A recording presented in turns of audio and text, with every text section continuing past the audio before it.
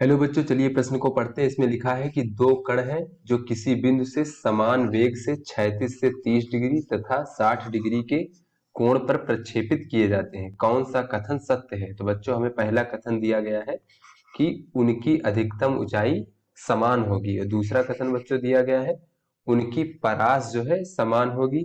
फिर अगला कथन दिया गया है बच्चों उनका उड्डयन काल समान होगा, और बच्चों अगला दिया है उनके नीचे आने का वेग समान होगा। तो बच्चों ये हमें चार विकल्प दिए गए हैं और हमें सही विकल्प का चयन करना है। तो चलिए बच्चों सबसे पहले इस प्रश्न की मूल अवधारणा देख लेते हैं। बच्चों तो बच्चों कोई भी कण जो है हमारा इस प्रकार से, ये हमारा बच्चों क्षैतिज हो गया इस प्रकार से। तो यहाँ पे अगर हम u वेग से इसको प्रक्षेपित करते हैं बच्चों, प्रक्षेप गति, और ये क्षैतिज से थीटा कोण बना रहा है बच्चों। तो ये कुछ इस प्रकार से गुरुत्वाकर्षण बल के अंतर्गत इस प्रकार से गति करेगा बच्चों, और कुछ दूरी पर यहाँ पे जाके गिर जाएगा। तो इस प्रकार से बच्चों ये उसका पथ होगा गति का। तो यहाँ पे बच्चों अगर हम देखें तो ये जो अधिकतम ऊंचाई होती है बच्चों, ये कि कितनी अधिकतम ऊंचाई तक जाएगा ये, इसको हम कैपिटल H से प्रदर्शित करते हैं बच्चों। और जो कैपिटल R होता है वो क्षैतिज में कितनी दूरी तक जाके गिरेगा बच्चों, ये हमारी परास होती है, क्षैतिज परास। और बच्चों ये कितनी जितनी देर में गिरेगा बच्चों, वो समय जो होता है वो हमारा उड्डयन काल कहलाता है कि कितनी देरी तक वो हवा में रहा। उसके बाद बच्चों चलिए देख लेते हैं इन सभी का मान क्या होता है। तो बच्चों यहाँ पे हमें पता है प्रारंभिक वेग u है और थीटा जो है क्षैतिज से कोण है। तो ऐसे में बच्चों जो अधिकतम ऊंचाई होगी इसे बच्चों हम लोग h से प्रदर्शित करते हैं, और ये h बराबर होता है बच्चों u का वर्ग साइन वर्ग थीटा भागे बच्चों 2g। ये जो g है बच्चों ये गुरुत्वीय त्वरण है। तो इस प्रकार से बच्चों हम इस कण की अधिकतम ऊंचाई h का सूत्र देखते हैं बच्चों। आगे देख लेते हैं कि ये जो परास होता है बच्चों, क्षैतिज परास, इसका क्या सूत्र होता है। बच्चों जो हमारा कण का क्षैतिज परास होता है इसे बच्चों हम लोग r से प्रदर्शित करते हैं, और इसका मान होता है बच्चों u का वर्ग साइन 2 थीटा भागे जी। उसके बाद बच्चों चलिए देख लेते हैं कि उड्डयन काल कितना होता है। उड्डयन काल अर्थात बच्चों कितनी देर तक ये कण जो है हवा में रहा, इसे हम कैपिटल टी से प्रदर्शित कर लेते हैं। और बच्चों उड्डयन काल का मान होता है 2u साइन थीटा भागे जी। और बच्चों अगर हम ये देखें कि ऊपर किस वेग से जा रहा है बच्चों, तो यहाँ पर जो ये क्षैतिज में जाता है बच्चों, यहाँ देख लेते हैं कि ये जो इस दिशा में जाता है तो ये जो है u का क्षैतिज घटक हो जाएगा u कास थीटा। और बच्चों ऊपर किस वेग से जाता है तो ये इसका ऊर्ध्वाधर घटक हो जाएगा u साइन थीटा। तो चलिए बच्चों अपने प्रश्न को हल करते हैं। तो यहाँ पे बच्चों हमें दो कण दिए गए हैं और दोनों का वेग समान है, तो मान लेते हैं माना दोनों के प्रारंभिक जो वेग है बच्चों वो समान है, और दोनों का वेग बच्चों हम u मान लेते हैं। उसके बाद बच्चों हमें थीटा वन पहला जो कण है उसका कोण दिया गया है यहाँ पर 30 डिग्री और दूसरे कण का 60 डिग्री। तो बच्चों पहले को 30 डिग्री कोण पर प्रक्षेपित करते हैं और दूसरे को 60 डिग्री कोण पर प्रक्षेपित करते हैं। तो बच्चों सबसे पहला कथन हमारा दिया गया है अधिकतम ऊंचाई के बारे में। तो चलिए अधिकतम ऊंचाई देख लेते हैं। तो बच्चों दोनों कणों की, एक की हम h1 मान लेते हैं, दूसरे की h2 मान लेते हैं। तो h1 बराबर हो जाएगा बच्चों, तो अधिकतम ऊंचाई का सूत्र ये होता है बच्चों, तो यहाँ से हो जाएगा u का वर्ग और साइन वर्ग, थीटा बच्चों 1 है 30 डिग्री बच्चों, भागे ये हो जाएगा हमारा 2g। इसी प्रकार बच्चों अगर हम h2 देखें तो h2 हो जाएगा u का वर्ग साइन का वर्ग 60 डिग्री भागे बच्चों 2g।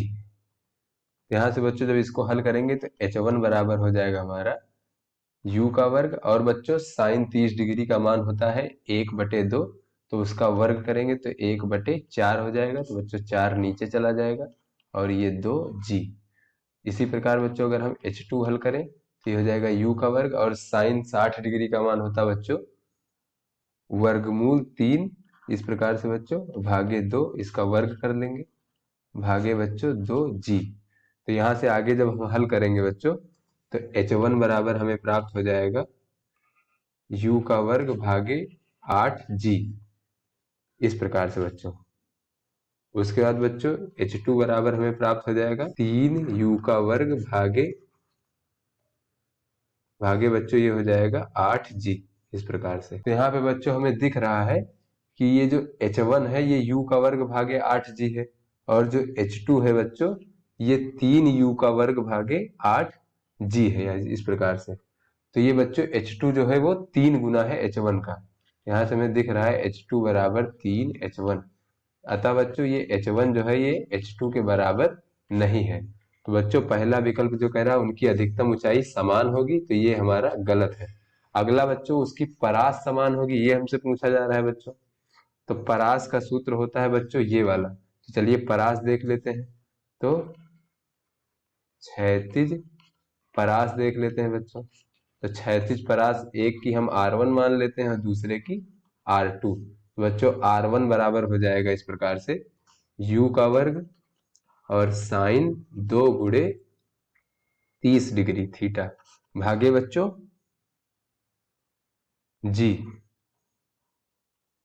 उसके बाद बच्चों R2 बराबर हो जाएगा u का वर्ग और साइन 2 गुणे 60 डिग्री भागे बच्चों g।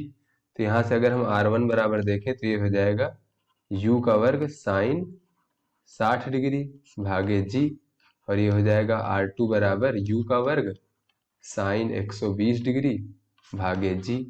तो बच्चों आगे जब हल करेंगे तो R1 बराबर हमें प्राप्त हो जाएगा u का वर्ग साइन 60 डिग्री का मान होता है बच्चों वर्गमूल 3 भागे 2। तो बच्चों 2 नीचे जाएगा तो ये हो जाएगा 2g, इस प्रकार से। और बच्चों R2 बराबर भी हो जाएगा जो साइन 120 डिग्री का मान होता है बच्चों, वो भी हमारा वर्गमूल 3 भागे 2 होता है, तो ये भी हो जाएगा। तो यहाँ से बच्चों हमें दिख रहा है कि R1 और R2 जो है वो बराबर है, अतः जो हमारी क्षैतिज परास है वो समान है। तो बच्चों हमारा जो दूसरा कथन है कि उनकी क्षैतिज परास जो है ये परास समान होगी बच्चों, ये हमारा सही है। चलिए अगला देख लेते हैं उड्डयन काल। तो बच्चों उड्डयन काल यहाँ पे हमें दे रखे हैं 2u साइन थीटा बाई जी, ये हमने मूल अवधारणा में देखा है बच्चों। चलिए उड्डयन काल देख लेते हैं कि उड्डयन काल क्या होगा। बच्चों एक की उड्डयन काल हम t1 मान लेते हैं और दूसरे की t2। बच्चों t1 बराबर होगा 2u साइन और थीटा 1 बच्चों 30 डिग्री है भागे g। उसके बाद बच्चों ये हो जाएगा 2u साइन 60 डिग्री भागे g। तो यहाँ से बच्चों अगर हम t1 हल करेंगे तो 2u और साइन 30 डिग्री का मान 1/2 होता है बच्चों, तो ये g इस प्रकार से हो जाएगा। और t2 बराबर हो जाएगा बच्चों 2u और ये होता है बच्चों वर्गमूल 3 भागे 2 भागे g। तो बच्चों ये 2 से 2 कट जाएगा, यहाँ भी 2 से 2 कट जाएगा।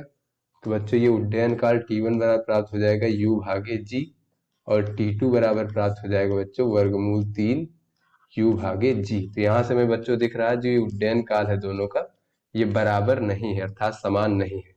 तो बच्चों ये कथन जो कह रहा था उनका उड्डयन काल समान होगा, ये कथन भी हमारा गलत है। उसके बाद बच्चों कह रहे हैं कि उनके नीचे आने का वेग समान होगा। तो बच्चों देख लेते हैं कि जो नीचे आने का वेग होता है बच्चों, नीचे आने का वेग ये इसका जो परिमाण होता है बच्चों ये ऊपर जाने वाले वेग के परिमाण के बराबर होता है।